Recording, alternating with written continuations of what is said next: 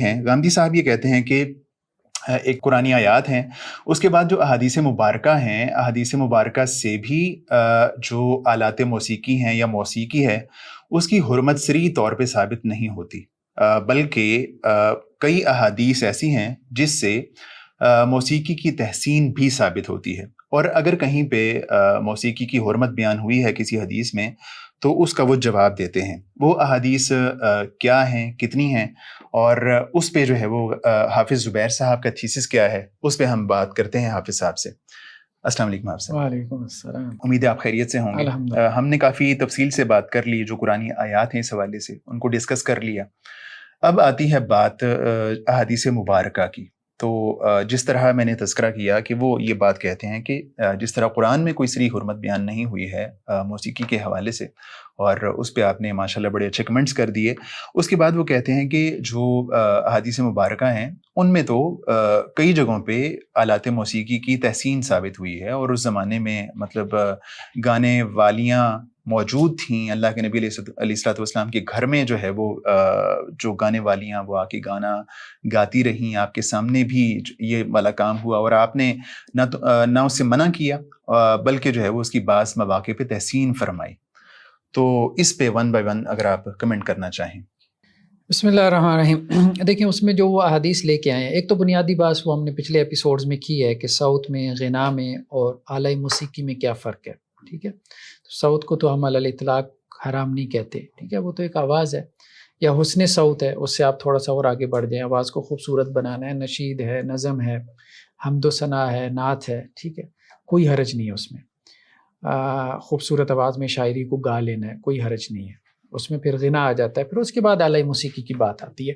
تو ان سب چیزوں کو ذرا سامنے رکھتے ہوئے ہم چیزوں کو انڈرسٹینڈ کرنے کی کوشش کریں گے۔ سب سے پہلے تو ایک روایت جو کہ صحیح بخاری کی ہے کہ اللہ کے رسول صلی اللہ علیہ وسلم نے کہا، اس روایت کا مفہوم یہ ہے کہ قیامت سے پہلے لوگ 4 چیزوں کو حلال کر لیں گے۔ ان میں ایک تو شراب کا ذکر ہے، دوسرا جو ہے وہ ریشم کا، ہاں ریشم کا ہے، تیسرا زنا کا ہے، اور چوتھا جو ہے وہ سونے کا تذکرہ ہے، ٹھیک ہے۔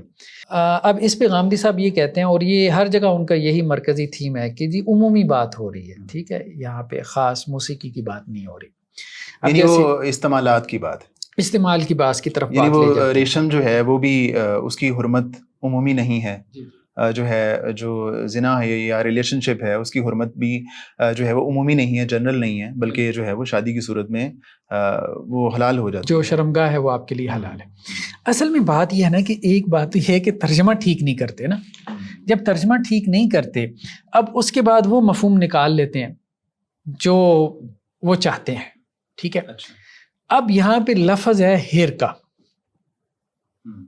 کہ وہ ہیر کو ہا اور را، ہیر کو وہ حلال جو ہے وہ سمجھ لیں گے یا حلال قرار دے دیں گے۔ اب ہیر کا معنی انہوں نے کیا شرمگاہ، ٹھیک ہے، تو انہوں نے کہا جی شرمگاہ تو جو ہے وہ تو حرام نہیں ہے، بعض صورتوں میں حرام ہے، بعض صورتوں میں حلال ہے۔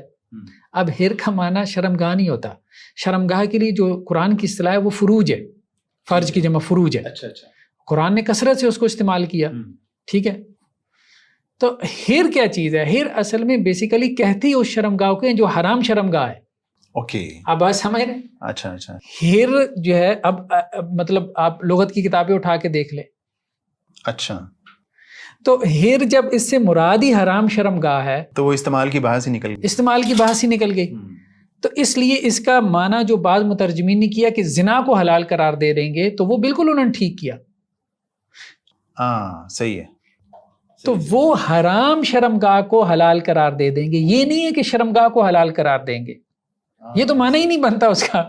یعنی اس کا صحیح جو میننگ ہے وہ زنا ہے، وہ زنا ہے، یعنی جو ایک حرام چیز تھی اس کو حلال کر۔ ہاں، تو ہیر کا معنی اہل لغت نے یہی بیان کیا کہ اس سے مراد حرام شرمگاہ ہے، کہ جس سے منع کیا گیا، اس سے مراد شرمگاہ نہیں، اس کے لیے تو فروج کا لفظ ہے، وہ قرآن کے علیحدہ سے اصطلاح ہے۔ تو اس لیے تو یہاں تو جو ہے وہ عمومی بات ہو ہی نہیں رہی، یہاں تو بات ہی ایک متعین گناہ کی ہو رہی ہے، اور وہ زنا کا گناہ ہے، کہ بدکاری کو، زنا کو، اڈلٹری کو وہ حلال قرار دے رہے ہیں، ٹھیک ہے۔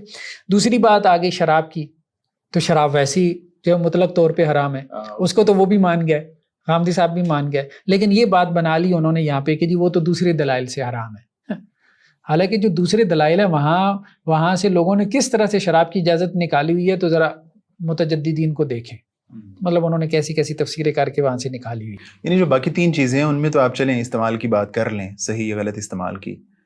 زنا کی تو پھر بھی نہیں، باقی 3 میں بھی کیوں کریں، اسی کی طرف ہم آ رہے ہیں. شراب کی بھی ہم نے کہا، ہیر کی بھی ہم نے کر دیا کہ یہاں پہ بھی استعمال کی بات ہے ہی نہیں. جب ہے ہی نہیں تو کیوں کریں بھائی؟ یعنی شراب تو حرام ہے، شراب بھی اور ہیر بھی صحیح ہے، ٹھیک ہے، بدکاری.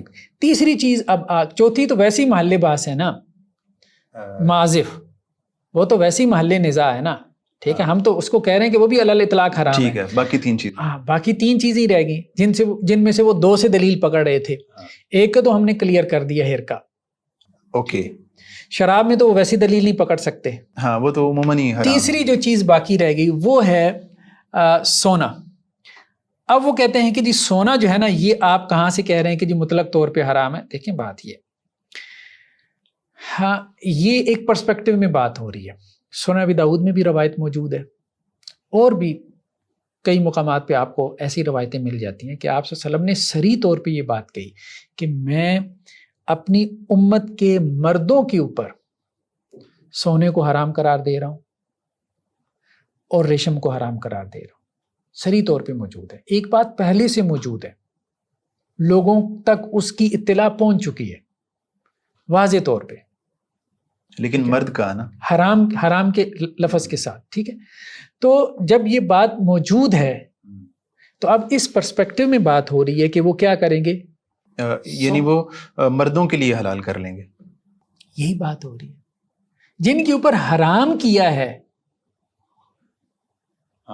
جن کے اوپر پہلے حرام کیا ہے، ٹھیک ہے، انہی کے لیے حلال ہوگی نا. تو اس پرسپیکٹو میں بات ہو رہی ہے کہ وہ مرد کیا کریں گے، اپنے لیے اس کو حلال کراتے. وہ علی الاطلاق جو ہے اس کی بات ہو رہی ہے، وہاں استعمال کی بحث ہی نہیں ہے. مردوں کے لیے تو مطلق طور پہ حرام ہے.